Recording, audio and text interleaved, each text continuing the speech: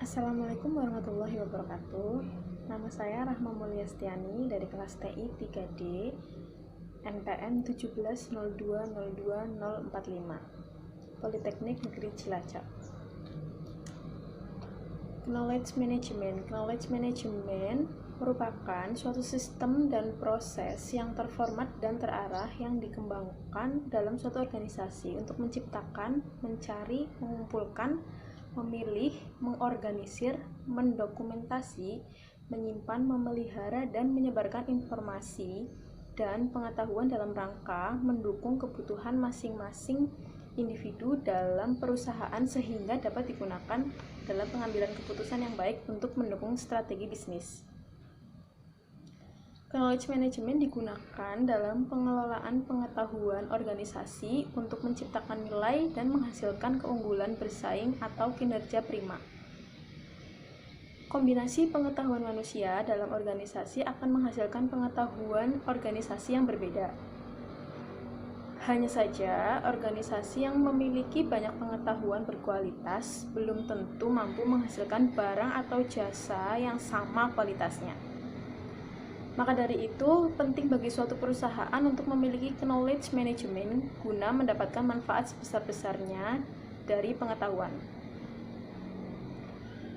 Knowledge management adalah sebuah proses perencanaan dan pengontrolan kinerja aktivitas tentang pembentukan proses pengetahuan, yakni proses yang membantu suatu organisasi atau lembaga dalam mendapatkan, memilih, menyebarluaskan atau mendistribusikan dan mentransfer informasi yang dianggap penting dan informasi yang didapat dari beragam keahlian seseorang, seperti informasi yang muncul pada saat diskusi untuk menyelesaikan masalah organisasi, pembelajaran dinamis, perencanaan strategis, dan proses pengambilan keputusan. Fungsi dan manfaat knowledge management. Manajemen pengetahuan atau knowledge management digunakan untuk memfasilitasi pengumpulan, perekaman, pengorganisasian, penyaringan, analisis, temu kembali, dan penyebaran pengetahuan eksplisit dan implisit serta dapat menunjukkan fungsi strategis dengan sangat jelas. Fungsi adanya manajemen pengetahuan adalah sebagai perantara transfer pengetahuan antara penyedia dan pencari pengetahuan dari pikiran pemilik ke tempat penyimpanan eksternal dan sebaliknya. Pengambilan pengetahuan dari penyimpanan eksternal yang disaring sesuai dengan kebutuhan dan mudah dipahami oleh pengguna.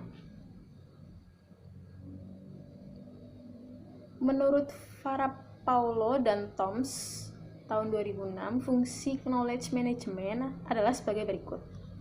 Intermediation, yaitu peran perantara transfer pengetahuan antara penyedia dan pencari pengetahuan. Peran tersebut untuk mencocokkan atau to match kebutuhan pencari pengetahuan dengan sumber pengetahuan secara optimal. Dengan demikian, intermediation menjamin transfer pengetahuan berjalan lebih efisien. Yang kedua ada externalization, yaitu transfer pengetahuan pikiran pemiliknya ke tempat penyimpanan atau eksternal dengan cara seefisien mungkin. Externalization dengan demikian adalah menyediakan sharing pengetahuan. Yang ketiga ada internalization, adalah pengambilan atau extraction pengetahuan dari tempat penyimpanan eksternal dan penyaringan pengetahuan tersebut untuk disediakan bagi pencari yang relevan. Pengetahuan harus disajikan bagi pengguna dalam bentuk yang lebih cocok dengan pemahamannya. Maka fungsi ini mencakup interpretasi format ulang penyajian pengetahuan. Yang keempat ada cognition, yaitu fungsi suatu sistem untuk membuat keputusan yang didasarkan atas ketersediaan pengetahuan. Cognition merupakan penerapan pengetahuan yang telah berubah melalui 3 fungsi terdahulu. Dan yang terakhir ada measurement, yaitu kegiatan knowledge management untuk mengukur, memetakan, dan mengkuantifikasi pengetahuan korporat dan performance dari solusi knowledge management. Fungsi ini mendukung 4 fungsi lain untuk mengelola pengetahuan itu sendiri. Implementasi knowledge management atau manajemen pengetahuan akan memberikan pengaruh positif terhadap proses bisnis perusahaan baik secara langsung maupun tidak langsung. Adapun manfaat knowledge management di perusahaan antara lain sebagai berikut. Yang pertama adalah penghematan waktu dan biaya. Dengan adanya sumber pengetahuan yang terstruktur dengan baik, maka perusahaan akan mudah untuk menggunakan pengetahuan tersebut untuk konteks yang lainnya, sehingga perusahaan akan dapat menghemat waktu dan biaya. Yang kedua ada peningkatan aset pengetahuan. Sumber pengetahuan akan memberikan kemudahan kepada setiap karyawan untuk memanfaatkannya, sehingga proses pemanfaatan pengetahuan di lingkungan perusahaan akan meningkat. Yang akhirnya proses kreativitas dan inovasi akan terdorong lebih luas dan setiap karyawan akan meningkatkan kompetensinya. Yang ketiga adalah kemampuan beradaptasi. Perusahaan akan dapat dengan mudah beradaptasi dengan perubahan lingkungan bisnis yang terjadi. Yang keempat adalah peningkatan produktivitas. Pengetahuan yang sudah ada dapat digunakan ulang untuk proses atau produk yang akan dikembangkan, sehingga produktivitas dari perusahaan akan meningkat. Berikut adalah komponen knowledge management. Menurut BAT, knowledge management memiliki 3 komponen utama yang saling terkait satu sama lain, yaitu people, teknologi, dan proses. Ketiga komponen dapat menghasilkan suatu pembelajaran bagi organisasi. Adapun penjelasan atas ketiga komponen tersebut adalah sebagai berikut. People atau orang. People adalah orang yang memiliki knowledge, mengelola sistem dan proses, dan berkomitmen terhadap proses strategik knowledge untuk keseluruhan organisasi. Budaya sharing mendorong penyebaran knowledge dapat dibangun melalui hubungan knowledge efektif, network, corps, dan strategi komunitas sosial lainnya. Yang kedua ada proses. Proses adalah pengaturan dan penyelarasan dari strategi, prinsip, proses, praktek untuk memastikan bahwa knowledge management berjalan dengan baik ketika diimplementasikan. Yang terakhir ada teknologi. Teknologi adalah peran atau media pendukung yang penting dalam knowledge management, di mana dibutuhkan individu yang memiliki kompeten ketika menggunakannya. Implementasi knowledge management system memerlukan berbagai tools cukup beragam yang ikut terlibat dalam sepanjang siklus knowledge management teknologi yang digunakan untuk memfasilitasi terutama komunikasi, kolaborasi, dan content management untuk knowledge capture, sharing, dissemination, dan application. Dalam hal ini, teknologi berperan sebagai support dan enable bagi organisasi, karena people merupakan komponen knowledge management yang paling berperan penting.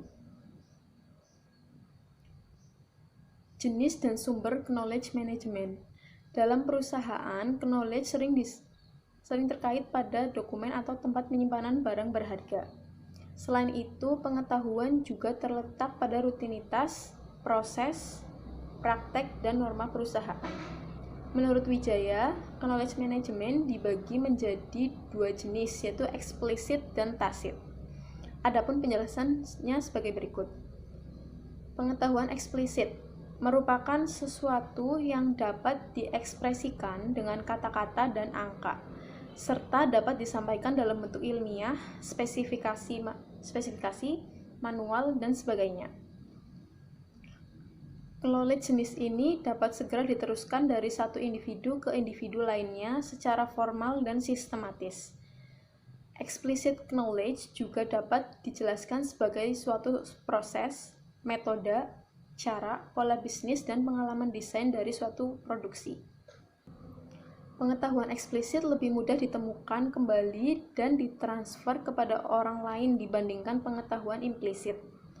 Hal ini disebabkan karena pengetahuan implisit sulit untuk dibagi melalui ruang dan waktu. Pengetahuan implisit atau tacit knowledge merupakan pengetahuan yang berada di dalam pikiran manusia yang tidak dinyatakan dalam bentuk tulisan, melainkan sesuatu yang terdapat dalam benak orang-orang yang bekerja di dalam suatu organisasi. Tacit knowledge merupakan knowledge dari pakar, baik individu maupun masyarakat, serta pengalaman mereka. Tacit knowledge bersifat sangat personal dan sulit dirumuskan, sehingga membuatnya sangat sulit untuk dikomunikasikan atau disampaikan kepada orang lain. Pengetahuan implisit memiliki dua dimensi, yaitu dimensi teknis dan dimensi kognitif. Level knowledge management ada wisdom, knowledge, information, dan data. Sekian presentasi dari saya. Terima kasih. Wassalamualaikum warahmatullahi wabarakatuh.